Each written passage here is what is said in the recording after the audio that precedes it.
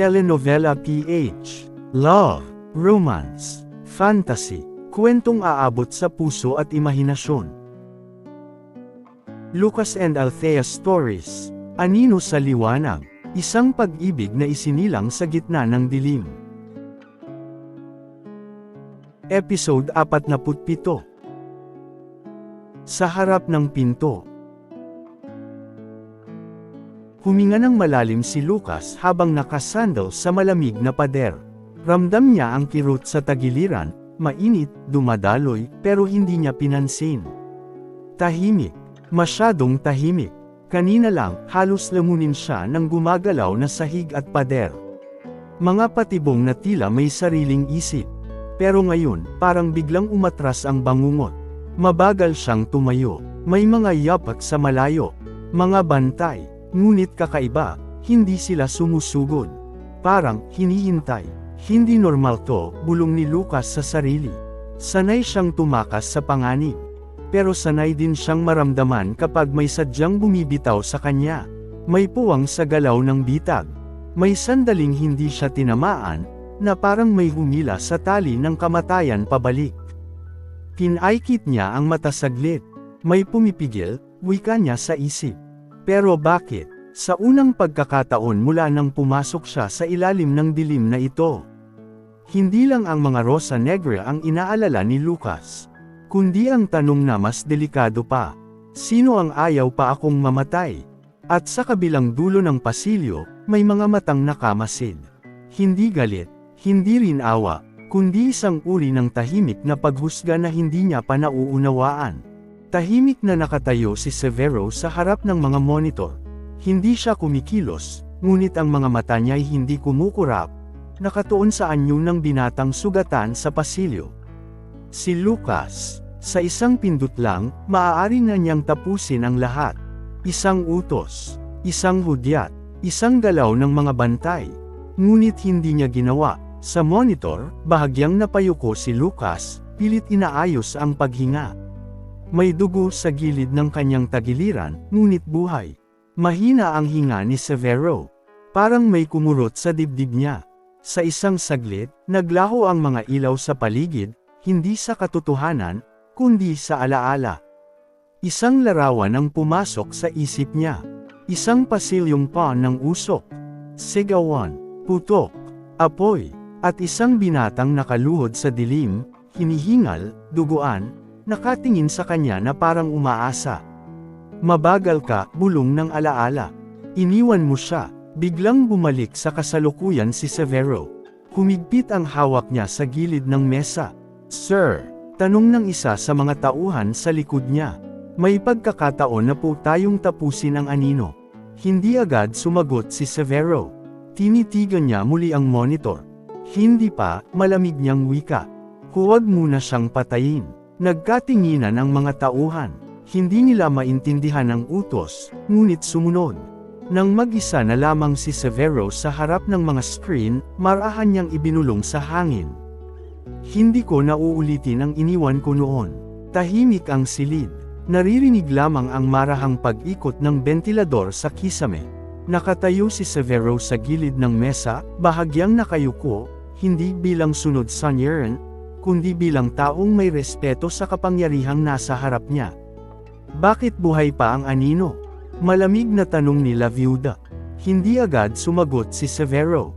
Tinanong kita, ulit niya, mas mababa ang tinig, mas mabigat ang bigat.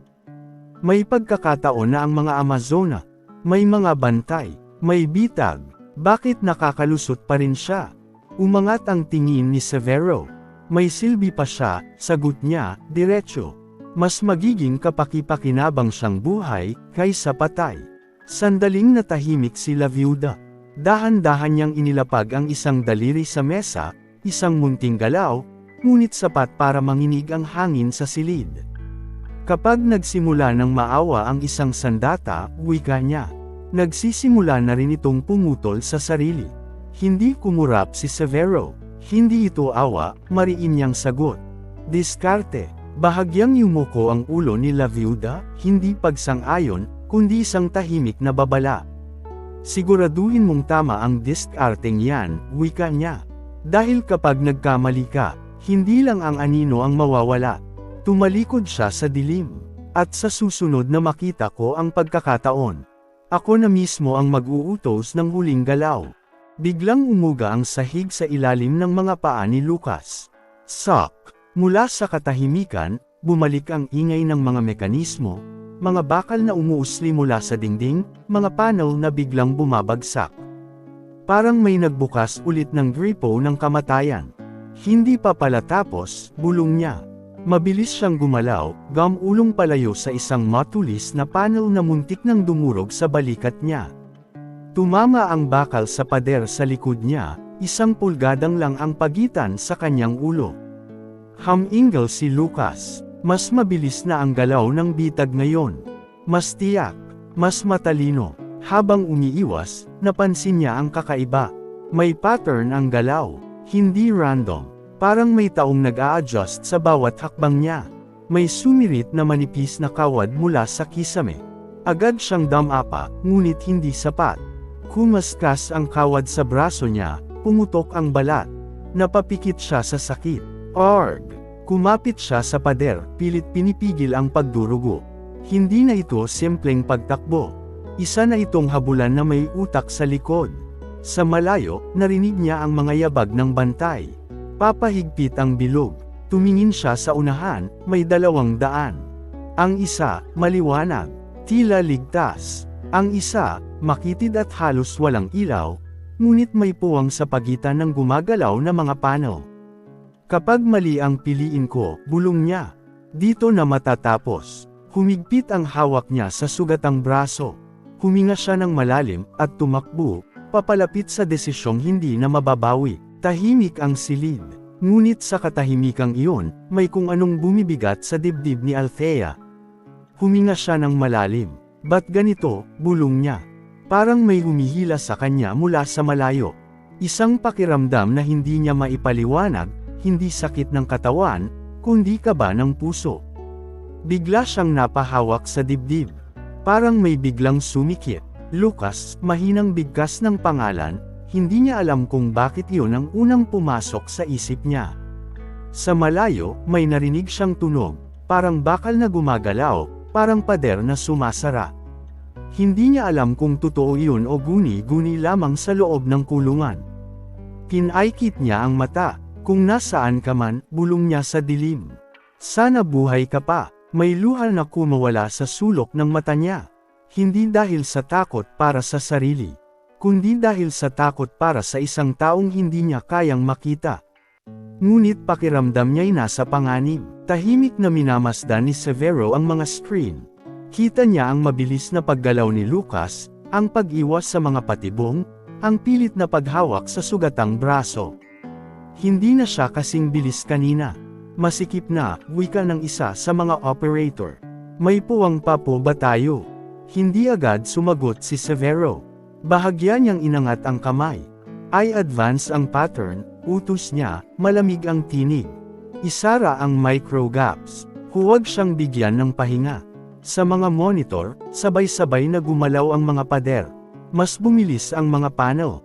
Mas lumiit ang pagitan. Sir, kung ipagpapatuloy ito, simulan ng tauhan. Hindi ko sinabing tapusin siya, putol ni Severo. Pagurin niyo lang. Ihiwalay sa ruta papunta sa bihag. Saglit siyang tumingin sa isang hiwalay na screen, kung saan makikita ang silid ni Althea. Magkalayo na ang 2 pasilyo. Mas lumalayo ang direksyong tinatahak ni Lucas. Kung hahabulin niya ang liwanag, dugtong ni Severo. Hayaang dalhin siya ng liwanag sa maling direksyon. Tumahimik ang silid.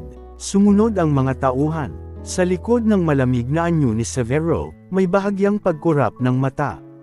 Isang sandaling hindi galit, hindi awa, kundi seryosong pagtitimbang kung hanggang saan niya hahayaang umabot ang anino. Biglang sumikip ang pasilyo. Parang humihinga ang mga pader. Papasok, palabas. Tila unti-unting dinudurog ang espasyo. Napahinto si Lucas sa gitna, hingal, pawis na pawis. Hindi, ganito kabilis kanina. Sa isang iglap, bumulusok ang isang panel mula sa kisame. Tumalon siya palayo, ngunit huli. Tumama ang gilid ng bakal sa kanyang balikat. Arg! Bumagsak siya sa sahig. Sumikip ang dibdib. Umiikot ang paningin. Mula sa kaliwa, may humadyas na manipis na kawad. Mula sa kanan, umusli ang mga tales. Wala nang ligtas na puwang. Gumapang si Lucas, pilit hinihila ang sarili palayo. Dumulas ang kamay niya sa dugo. Halos maramdaman na niya ang lamig ng bakal sa batok, 1 pulgada na lang, tapos na. Sa huling sandali, napansin niya ang kakaiba. May isang iglap sa pagitan ng galaw ng 2 panel, isang micro gap na sandaling bumubukas bago muling magsara. Ngayon, inihagis niya ang sarili sa maliit na puwang. Sumara ang mga pader sa likod niya, 1 pulgada na lang, nadurog na sana ang binti niya. Napahiga siya sa sahig, hinihingal. Masakit ang balikat, may dugo ang braso, nanginginig ang tuhod, ngunit buhay pa. Sa harap niya, may anino ng isang pintong bahagyang nakabukas. Maliwanag, tahimik, parang nag-aanyaya. Bitag, bulong niya, kahit walang tinig. Alam niya, ang pintong yun ang pinakamadaling daan. At kadalasan, ang pinakamadaling daan ang may pinakamalaking kapalit. Huminto si Lucas sa tabi ng pader, pilit pinapakalma ang paghinga. Sa pagitan ng paghinga at kirot sa balikat, may napansin siyang kakaiba sa bakal na panel sa harap niya. Isang maliit na marka, hindi bahagi ng mekanismo, parang sadyang inukit. Hinaplos niya ito saglit, hindi para intindihin, kundi para tandaan. May pakiramdam siyang hindi ito aksidente, ngunit wala pa siyang sapat na dahilan para maghinala ng higit pa. Hindi lahat ng bitag, pare-pareho, bulong niya sa sarili. Sa likod niya, may gumalaw na panel. Muli na namang gumalaw ang pasilyo, mas mabagal, parang inaanyayahan siyang sumulong. Hindi niya alam kung ano ang ibig sabihin ng marka. Ngunit malinaw sa kanya ang isa. May mga bagay sa lugar na to na hindi basta mekanismo lang. Muli siyang tumayo, mas maingat na ang hakbang. Hindi na lang siya tumatakbo para mabuhay. Nagsisimula na rin siyang magmasid para umunawa. Huminto si Lucas sa tapat ng pintong bakal. Nandoon na siya, sa wakas. Sa likod niya, unti-unting humihina ang ingay ng mga bitag. Parang umatras ang galaw ng pasilyo, hindi dahil ligtas na, kundi dahil nasa dulo na siya ng ruta. Marahan niyang inilapat ang palad sa malamig na bakal. May bahagyang init sa kabila, tao. Althea, mahinang tawag niya. Sa loob, may kumaluskos. Isang pamilyar na tinig, nanginginig ngunit buhay. Lucas. Parang huminto ang mundo. Sandaling nawala ang sakit, ang pagod, ang takot. Napalitan ng ginhawang matagal niyang hindi naramdaman. Nandito na ko, bulong niya. Ilalabas kita. Ngunit bago pa siya makakilos, isang pulang ilaw ang biglang umilo sa gilid ng pinto. Flick. Isang mababang boses mula sa mga speaker ang umalangaw sa pasilyo. Maligayang pagdating sa huling hakbang, anino. Biglang sumara ang mga panel sa likod ni Lucas. Isinara ang lahat ng daan pabalik. At sa kabilang panig ng pinto, narinig ni Lucas ang paghigpit ng tanikala sa palso ni Althea. Parang may inihahandang kapalit sa sandaling magbukas ang pinto. Nagkatinginan sila sa pagitan ng bakal, hindi kita ang mukha. Ngunit ramdam ang iisang takot. Hindi ito simpleng pagligtas, isa itong kapalit na hindi pa nila alam kung kakayanin. Kung nagustuhan ninyo ang episode 47, huwag kalimutang mag-like, share and subscribe sa channel natin, at pindutin ang notification bell para sa susunod pang mga episode, sa Lucas and Althea Stories, Anino sa Liwanag.